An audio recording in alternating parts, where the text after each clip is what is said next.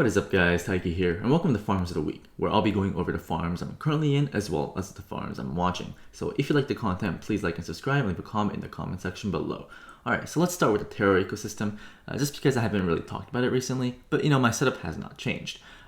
This portfolio that I have here, I started with this particular portfolio where I put $10,000 into UST and 6.4k into Luna in early July, and now that value has appreciated to a little over 2x in 5 to 6 weeks.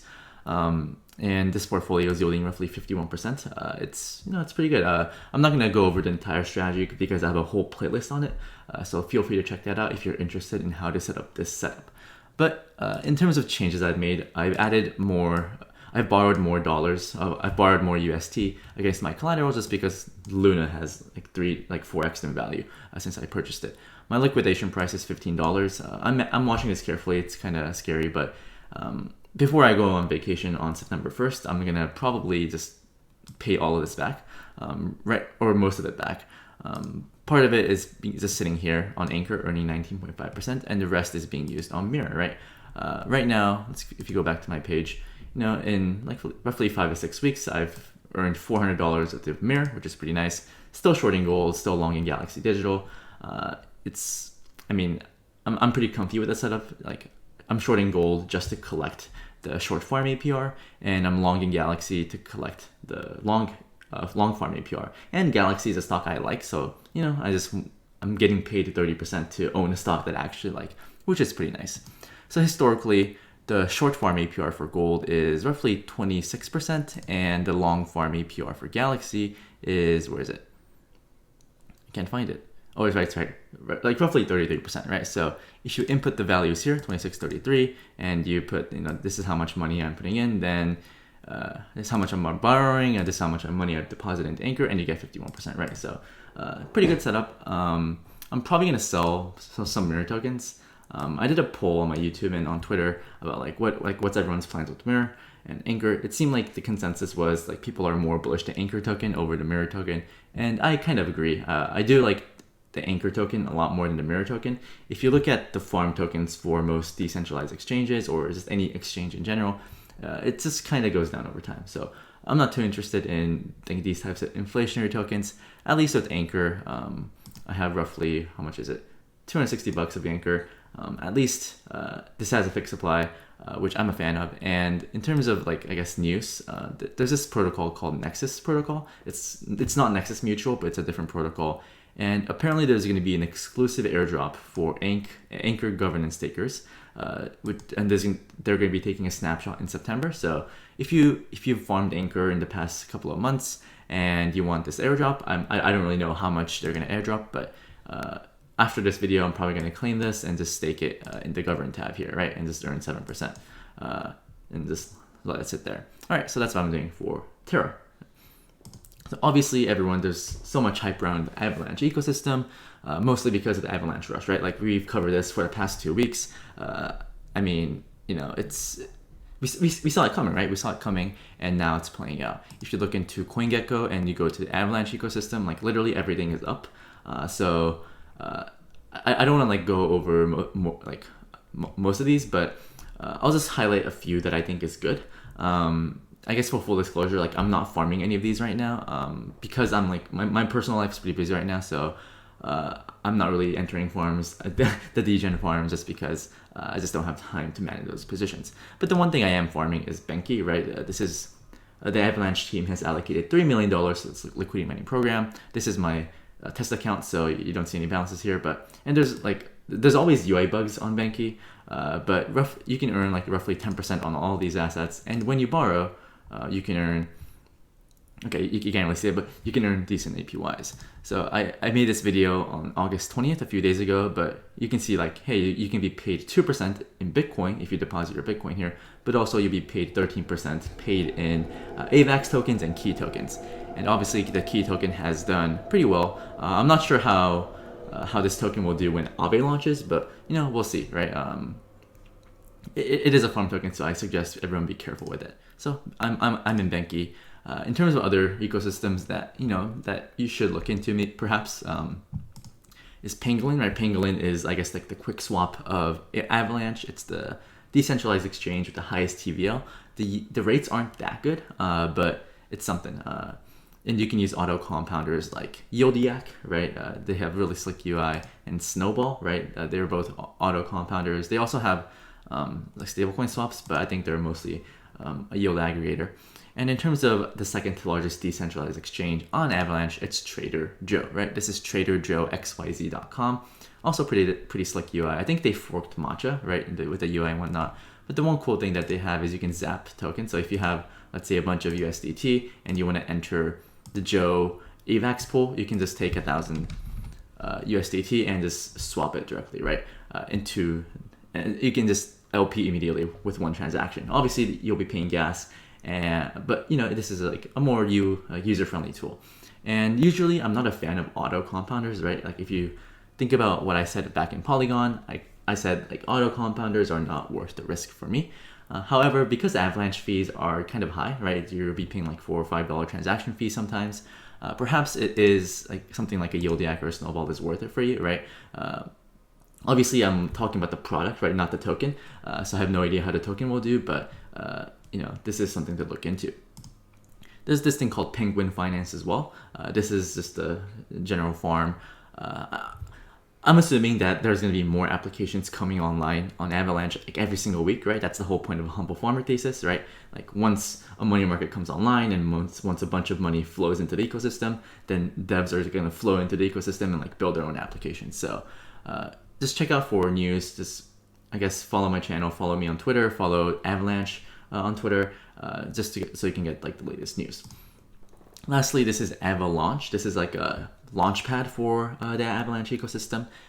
You can go to the farming tab and earn roughly 86% LPing for the Avalanche token, which is Zava and AVAX. So something to look into, right? So hopefully that was a good one. These are right now. I think these are the main, I guess, farms on Avalanche, but I'm sure that more will come online as well. Okay, so I actually did this. I poll on my Twitter and on YouTube where I asked, hey, like, what is everyone doing with what is everyone doing with like their farm tokens, right, on Avalanche? And I'm not talking about the AVAX token, right, because AVAX tokens does accrue value, right? But what of the farm token? And over 50% of people on Twitter, I got almost 1,000 votes in a couple hours, but they're hodling, right? I don't really know how to interpret this. Is this bullish because there's so much conviction, or is this bearish because there's a bunch of people with coins that have like a 2, 3, 4x, right? So it's up for you to interpret. I'm not really sure. On YouTube, let me refresh this again. So right now this has 564 votes. It's similar sentiment. Like everyone's just like saying farm tokens to the moon. I generally agree with the sentiment just because Avalanche only has a little over $1 billion in the ecosystem. And once Aave and Curve launches, I'm sure that can go up to 5, 10, 15 billion. It's just like I'm just like basing this off of what happened on Polygon, right? Because when Aave launched, there was like roughly $10 billion locked in the Polygon protocol. And Avalanche is actually decentralized, so maybe the market puts a premium on that, and maybe the market is more comfortable putting more money into Avalanche, right? These are answers that I don't have. I mean, I don't have the answers to these questions, but it's something to consider. Okay, so I do want to go over Polygon and Solana, right? Just because I feel like people have funds there and just want me to cover them. But obviously, Curve is a good one, right? You can earn 25%-ish on BTC, ETH, or stablecoins with some risk of impermanent loss, or 11%-ish on stablecoins, right, on Polygon. And also, I do want to touch on mStable, right? Let me connect to the Polygon ecosystem here. Maybe you can see here now. I have to connect. 1 second.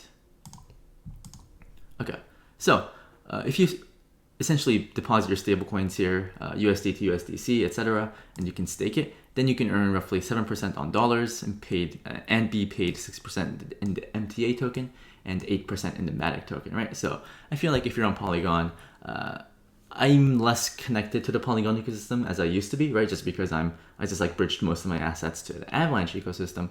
But right here, you can earn over 20% on stables, which is pretty good, I think.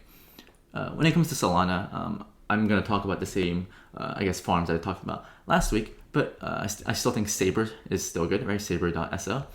These rates used to be like 50%, but they came down a little, but I mean, 48% on Luna and like 30% on stables and 30% on Bitcoin. It's pretty good, right? I mean, if you have assets on Solana, then like the PBTC, RemBTC pool, like these are pretty good APYs.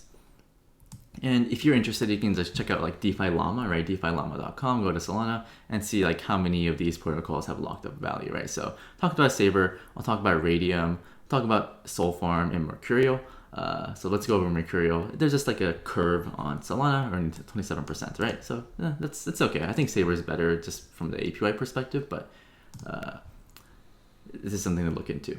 And then Solfarm, this is a leveraged yield forming protocol. I'm not too familiar with this, so I'm just highlighting it in this video just to, I guess, give, just to let people know like what's available.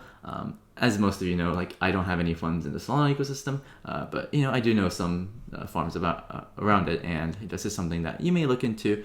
You can get higher yields, obviously, but you are going to be taking leverage, so that's always the risk. And lastly, Radium. Radium always has decent farms. The only thing is that the Radium token is like super inflationary, right? So I think it's generally a token that you do want to farm and dump. Obviously, do your own research, right? If you're super bullish and you have a whole thesis on it, then yeah, maybe you can hold on to it. But think about it, like everyone's with all this, with hundreds of millions of dollars in TVL, and everyone's earning 60 to 100% APY, APR. I mean, people are just going to be using this as a revenue source, right? And there are other protocols that will pay you in both. So, for example, if you LP for the COPE token and Ray token, you can actually earn both tokens, right? So this is dual gain, I guess.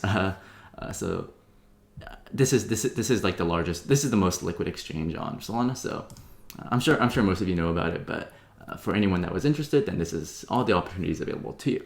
So Terra, Avalanche, Polygon, Solana, I think that's like mostly the protocol, mostly the ecosystems that I'm interested in, right? Talked about the celestial and terrestrial season, right? With Terra being the moon, Solana being the sun, and terrestrial, Avalanche being Earth because of the avalanche.